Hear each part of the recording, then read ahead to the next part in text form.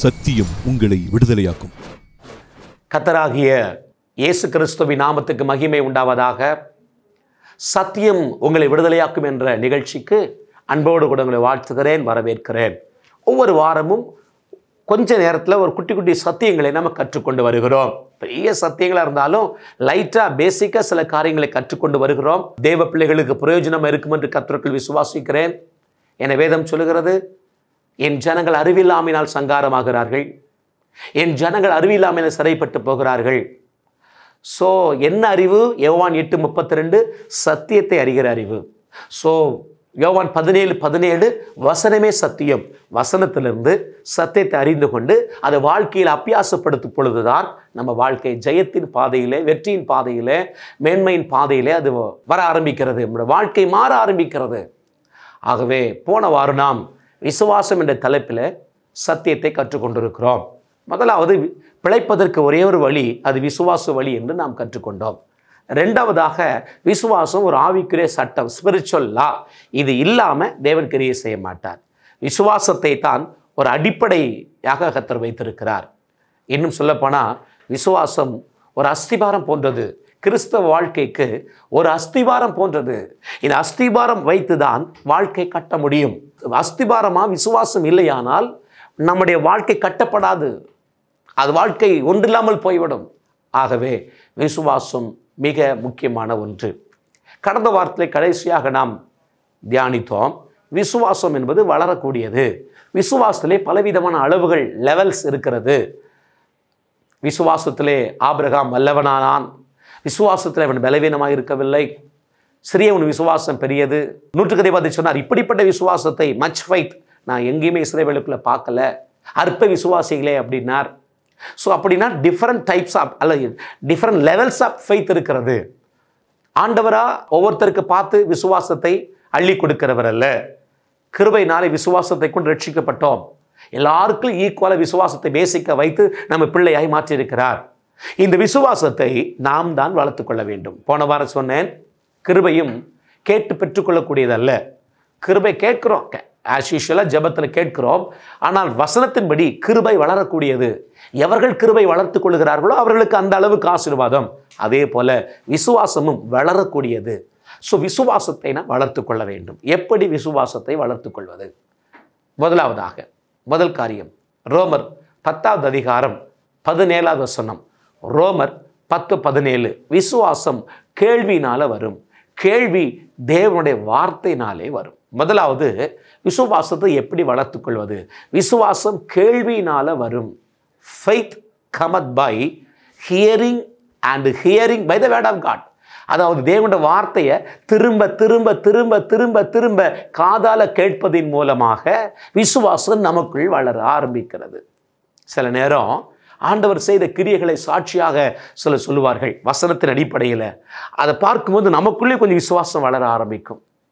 அதாவது சத்தியங்களை, ஆவிக்குரிய சத்தியங்களை அல்லது வாக்குத்தத்தங்களை தேவனுடைய வார்த்தைகளை நம்ம காது கேட்கணும், விசுவாச வார்த்தைகளை கேட்கணும். வேதம் சொல்லுது, நீங்கள் கேட்கிற விதத்தை கவனியுங்கள்.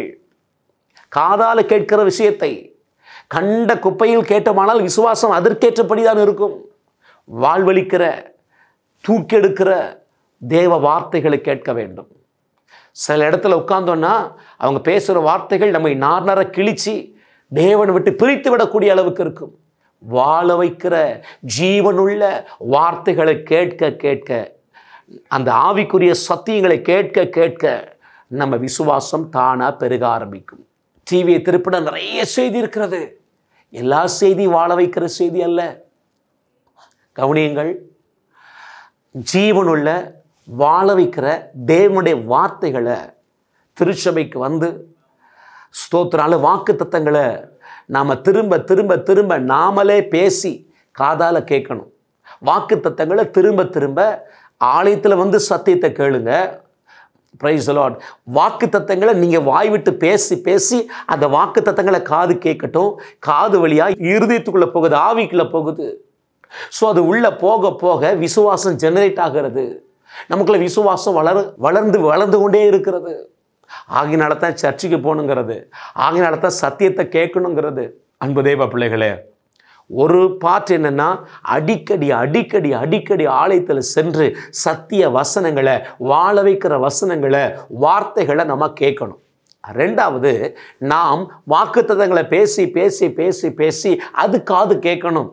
நான் ஆசீர்வாதமாக இருப்பேன், நான் வாலாகம தலையாக இருப்பேன், கீழாகம மேலாக இருப்பேன், கர்த்தருக்கரை என்னை உயர்த்தும், அவருடைய காருண்யம் என்னை பெரியவனாய் மாற்றும், இப்போது இருப்பதை பார்க்கிலும் நாங்கள் 1000 மடங்கு அதிகமாகும்படி எங்கள் பிதாக்களின் தேவனாகிய சொல்லக்கூடிய தேவன் எங்களை ஆசீர்வதிப்பார், எங்களை பெருக பண்ணுவார், எங்கள் களஞ்சங்கள் நிரம்பி வழியும், இயேசுவின் தழும்புகளால் நான் குணமாக்கப்பட்டு விட்டேன், கர்த்தருடைய கரம் என்னை உயர்த்தும்.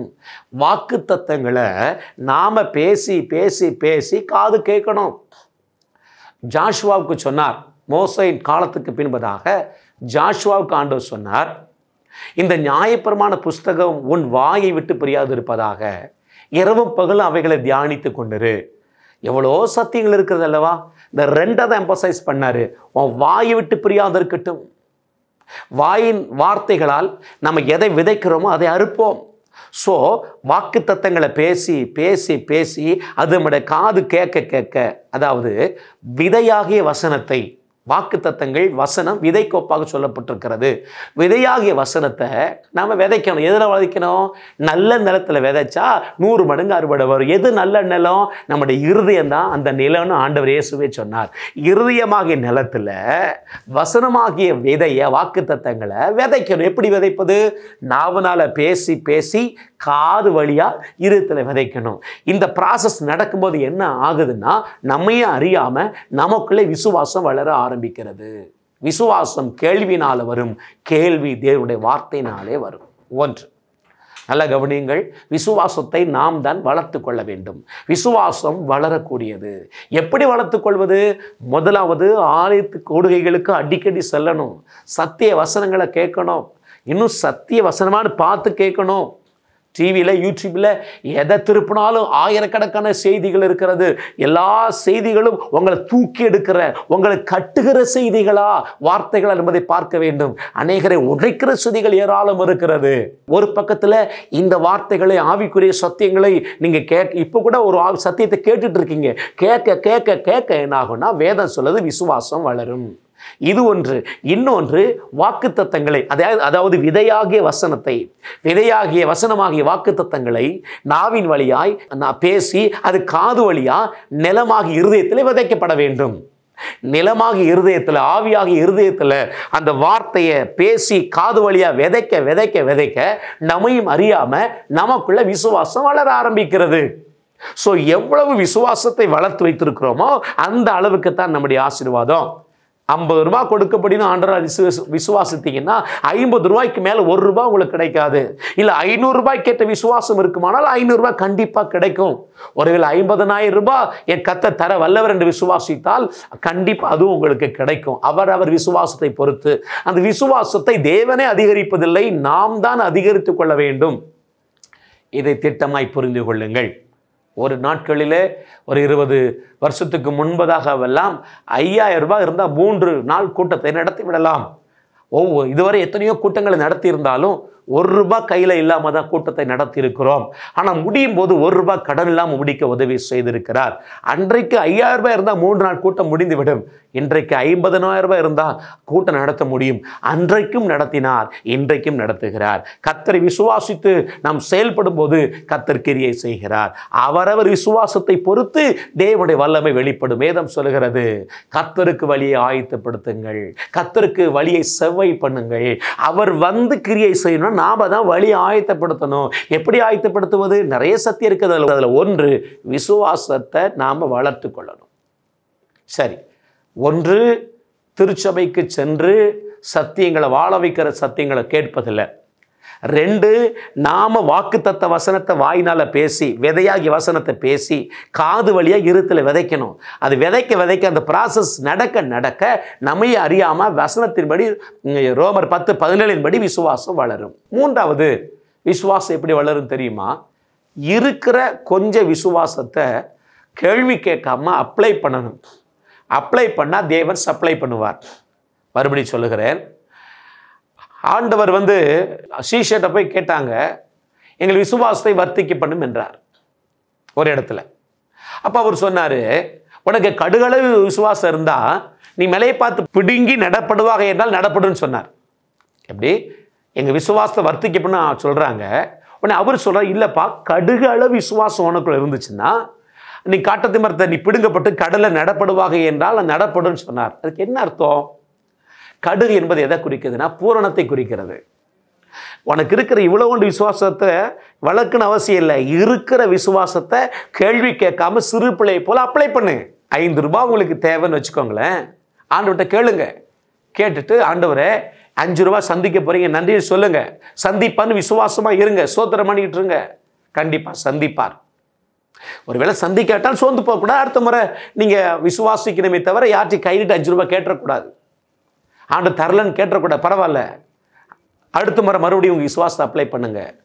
5 ரூபாய் ஆண்டவர்கிட்ட கேட்டிருக்கிறேன், கண்டிப்பா ஆண்டு எனக்கு தருவார், எனக்கு நடக்கும், அந்த தேவை சந்திக்கப்படும் என்று விசுவாசித்தீங்கன்னா கண்டிப்பா வசனம் பொய் சொல்லாது. விசுவாசித்தால் நீ மகிமை காண்பாய், விசுவாசத்தால் நீதிமான் பிழைப்பான். ஸோ ஆண்டவர் பொய் சொல்ல மாட்டார். இப்போ நீ கேட்டுட்டீங்க, ஆண்டவர் கொடுத்துட்டான்னு விசுவாசிக்கிறீங்க, கண்டிப்பா கொடுத்துருவார். அது அநேக சாட்சிகள் சொல்ல முடியும். இப்போ 5 ரூபா உங்களுக்கு கிடைச்ச உடனே ரொம்ப சந்தோஷமா இருக்கும், மகிழ்ச்சியா இருக்கும். அப்புறம் 50 ரூபாய் தேவை வரும்போது சந்தோஷமா நீ விசுவாசிப்பீங்க. அன்றைக்கு 5 ரூபாய் சந்தித்த ஆண்டவர் 50 சந்திப்பார். அந்த 50 ரூபாய் உங்களுக்கு கிடைக்கும் போது விசுவாசம் வளர்ந்துருக்கும். 500 ரூபாய் தேவை வரும்போது நீங்க சொந்து போக மாட்டீங்க, தேவன் சந்திப்பார். அப்ப இருக்கிற விசுவாசத்தை, கடுகள விசுவாசம், சின்ன விசுவாசம், இருக்கிற விசுவாசத்தை அப்படியே அப்ளை பண்ணு. அப்ளை பண்ண பண்ண பண்ண அல்லேலூயா விசுவாசம் பெருக ஆரம்பிக்கும். 5 ரூபாய்க்கான விசுவாசத்தை நீங்க அதை பெற்றுக்கொண்ட பொழுது 50 ரூபாய்க்கான விசுவாசம் வளர்ந்திருக்கும். 50 ரூபாய்க்கான விசுவாசத்தை பெற்றுக்கொண்டு விசுவாசித்து அதை அப்ளை பண்ணி அதை பெற்றுக்கொண்ட பொழுது 500 ரூபாய்க்கான விசுவாசம் வளர்ந்திருக்கும். அதை நீங்க அப்ளை பண்ணுவீங்க, யார்ட்டையும் கேட்க மாட்டீங்க. கர்த்தர் தருவாருன்னு விசுவாசிப்பீங்க, தந்துட்டான்னு விசுவாசிப்பீங்க, அது கிடைச்சிரும். இப்போ 5000 ரூபாய்க்கு விசுவாசம் பெறுகிறோம். ஆகவே விசுவாசத்தை நாம் தான் வளர்த்து கொள்ள வேண்டும். விசுவாசம் வளரக்கூடியது. யார் யாருக்கு என்ன லெவல் ஆஃப் ஃபெய்த்தோ அந்த லெவல் பிரகாரம் தான் ஆண்டவர் உயர்த்துவார். ஸோ எப்படி விசுவாசம் வளரும் என்று இன்றைக்கு நாம் தியானித்தோம். 1, விசுவாசம் ரோமர் 10:17 கேள்வினால வரும். கேள்வி தேவனுடைய வார்த்தையினால வரும். அப்போ தேவனுடைய வார்த்தையை ஆலய குடுகைக்கு போய் அடிக்கடி போய் வாழ்வழிக்கிற வாழ வைக்கிற சத்தியங்களை கேட்கணும். 2வது, வாக்கு தத்தங்களை, விதையாகிய வசனத்தை நாம பேசி அந்த வார்த்தை காது கேட்கணும். அதாவது இருதயமாகிய நிலத்தில் விதையாகிய வசனத்தை, வாக்கு தத்தங்களை விதைக்கணும். பேசி காது வழியா விதைக்கணும். இப்படி வாக்கு தத்தத்தை பேச அது காது வழியா இருதயமாகிய நிலத்தில் விதைக்கப்படும் பொழுது நம்மை அறியாம விசுவாசம் வளர ஆரம்பிக்கிறது.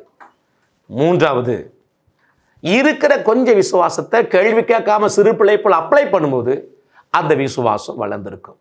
ஸோ விசுவாசத்தை வளர்த்து கொள்வோம், வெற்றியாய் வாழ்வோம். கர்த்தர் கிருபை செய்வாராக. தொடர்ந்து விசுவாசத்தை பற்றிய சத்தியங்களை அடுத்த வாரம் கற்றுக்கொள்வோம். ஜெபிப்போம். கிருபை நிறைந்த அன்பு தகப்பனே, கர்த்தராகிய இயேசுவின் நாமத்தில் உம்மை துதிக்கிறோம். விசுவாசத்தால் நீதிமான் பிழைப்பான் என்று பார்த்தோம். விசுவாசிக்கிறவனுக்கு எல்லாம் கூடும் என்று பார்த்தோம். இந்த விசுவாசத்தை பிழைப்பதற்கு ஒரு வழியாக ஆண்டவரே ஆவிக்குரிய சட்டமாக நீ எழுதி வைத்திருக்கிறீர். இந்த விசுவாசம் வளரக்கூடியது, எப்படி வளர்த்து கொள்ள வேண்டும் என்பதை நாங்கள் தியானித்தோம். தொடர்ந்து வார்த்தைகள் கிரியை செய்யட்டும். ஒவ்வொரு விசுவாசத்தில் நிலைத்திருந்து வெற்றியாய் வாழ கிருபை செய்வீராக. இயேசுவின் நாமத்தில் பிதாவே, ஆமேன் ஆமேன். God bless you. கர்த்தர் உங்களை ஆசீர்வதிப்பாராக. Pastor S. ராஜேஷ், இயேசுவின் இரத்தக்கோட்டை, நல்ல சமாரியன் ஐக்கிய ஊழியங்கள், 15/272/1, பெரிய செல்வம் நகர், தாளமுத்து நகர் பகுதி, சிலுவைப்பட்டி, தூத்துக்குடி.